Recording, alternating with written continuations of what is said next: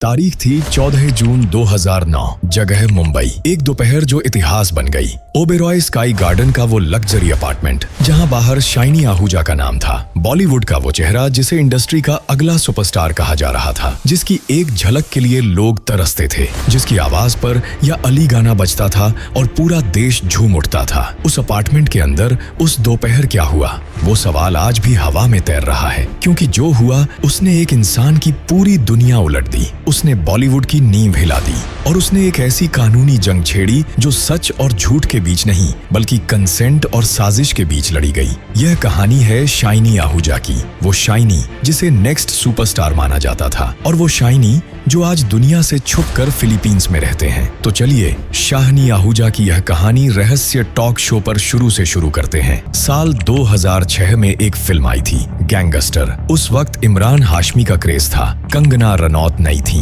लेकिन एक शख्स था जिसने क्वाइटली सबका ध्यान अपनी ओर खींचा। एक अंडरवर्ल्ड डॉन का किरदार, ठंडी आंखें, रेस ट्रेंड इंटेंसिटी और उसका एक गजब का ऑरा जो स्क्रीन से बाहर निकलकर दर्शकों तक पहुंचता था। वह शख्स था शाइनी आहूजा। क्रिटिक्स लिखते थे कि यह लड़का बहुत दूर जाएगा, या अली गाना जब बजता था तो हर किसी के रोंगटे खड़े हो जाते थे। तेरे बिन गाना आज भी दिल में कुछ हिलाता है। गैंगस्टर के बाद वो लम्हे फिल्म आई, के की आवाज में वो गाना क्या मुझे प्यार है, उसे सुनकर आज भी वो द्वार याद आता है। शाइनी का ग्राफ बॉलीवुड में ऊपर जा रहा था, लगातार ऊपर। उनके पास में थी खूबसूरत बीवी अनुपमा, एक नन्ही बेटी जो उस वक्त सिर्फ 1 साल की थी, एक ड्रीम अपार्टमेंट, एक करियर जो अभी शुरू हुआ था और आसमान छू रहा था। सब कुछ था। तो फिर 14 जून 2009 को ऐसा क्या हुआ जिसने यह सब मिट्टी में मिला दिया? ओबेरॉय स्काई गार्डन, मुंबई का एक प्रीमियम रेजिडेंशियल कॉम्प्लेक्स। उस दिन घर पर अनुपमा नहीं थी।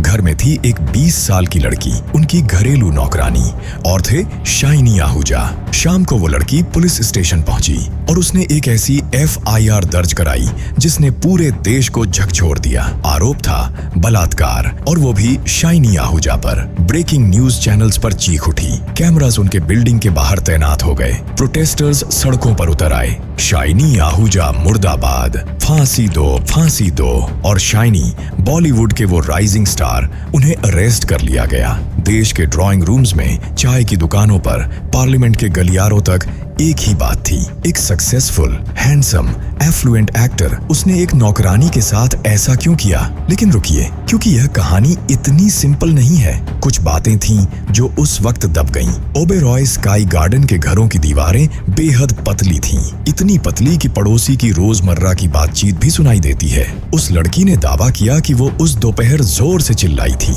लेकिन उस पूरी बिल्डिंग में एक भी पड़ोसी ने कोई आवाज नहीं सुनी। शाइनी के बेडरूम की दीवार से सटे घर के लोगों ने पुलिस को बयान दिया कि हमने कुछ नहीं सुना। मीडिया ने इस डिटेल को कवर ही नहीं किया, क्योंकि मसाला तो आरोप में था, उसमें नहीं। और एक और बात, पुलिस के कॉल रिकॉर्ड्स के मुताबिक घटना से ठीक 1 रात पहले उस लड़की ने शाइनी को कई बार फोन किया था। सोचिए, एक घरेलू नौकरानी आधी रात को अपने मालिक को फोन क्यों कर रही थी? उन दिनों मुंबई के लोखंडवाला और ओशिवारा के इलाकों में एक बात फुसफुसाई जाती थी, ये कोई फिल्म की स्क्रिप्ट नहीं थी। एक गिरोह सक्रिय था जो बॉलीवुड के बड़े घरों में जवान, सीधी सादी दिखने वाली लड़कियों को नौकरी दिलाता था। इन लड़कियों को ट्रेनिंग दी जाती थी, कैसे किसी को अपने जाल में फांसना है और फिर कैसे उन्हें ब्लैकमेल करना है। शाइनी के केस में एक नाम बार बार सामने आया, और वो नाम था रेखा, वो महिला जिसने उस 20 साल की लड़की को शाइनी के घर में काम दिलाया था। रेखा के बारे में कहा जाता था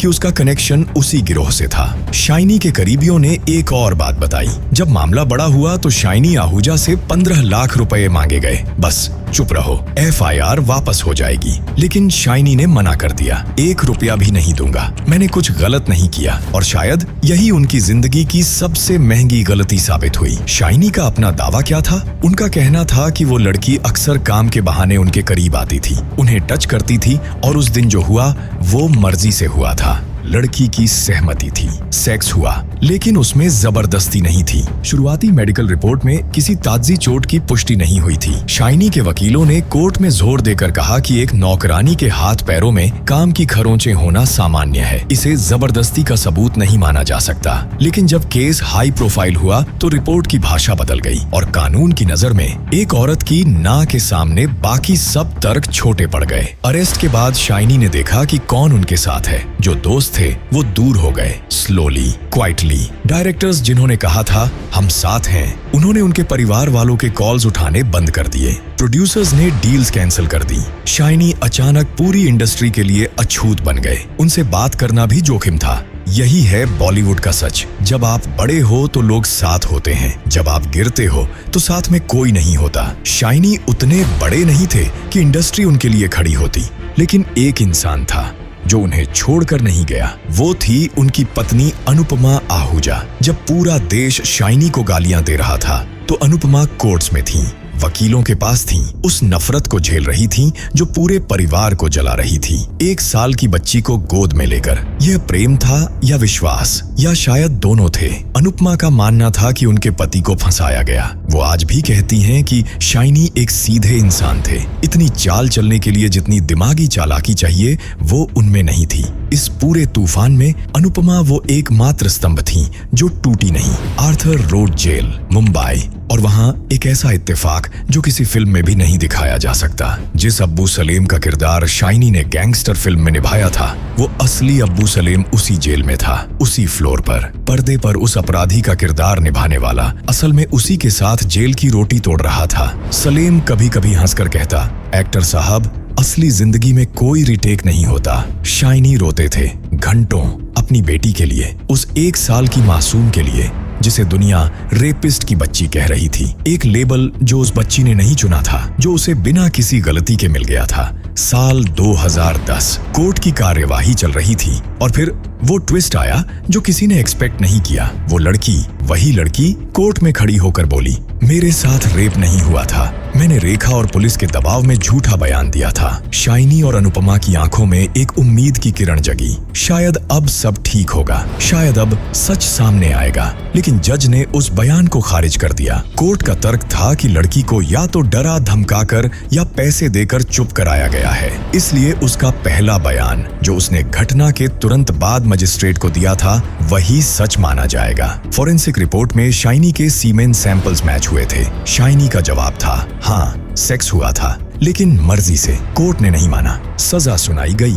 7 साल, एक पल में सब खत्म हो गया। करियर, सम्मान, पहचान, वो सारी मेहनत जो उन्होंने बरसों में जोड़ी थी। उन दिनों एक डायरेक्टर था जो शाइनी के साथ एक फिल्म पर काम कर रहा था। शाइनी की गिरफ्तारी हुई तो फिल्म रुक गई, लेकिन उस डायरेक्टर ने कोर्ट की हर हियरिंग सुनी, हर आर्ग्यूमेंट, हर ट्विस्ट, और फिर उसने एक फिल्म बनाई, सेक्शन 375, अक्षय खन्ना की अगुवाई में। उस फिल्म ने एक सवाल उठाया जो आज भी बेचैन करता है, क्या हर आरोप सच होता है? क्या कंसेंट और रेप के बीच की लकीर हमेशा साफ होती है? क्या न्याय सच और झूठ के बीच मिलता है या कानूनी दांव पेंच के बीच? फिल्म में दिखाया गया कि कैसे एक निर्दोष इंसान कोर्ट में दोषी साबित हो सकता है और कैसे सब कुछ सही भी दिखता है लेकिन गलत होता है। आखिरकार बेल मिली, शाइनी बाहर आए, लेकिन वे वो शाइनी नहीं थे। वो चेहरा जिस पर कभी कॉन्फिडेंस था उतर चुका था, आंखों की चमक कहीं खो गई थी। फिल्म वेलकम बैक में एक रोल मिला, सेट पर गए,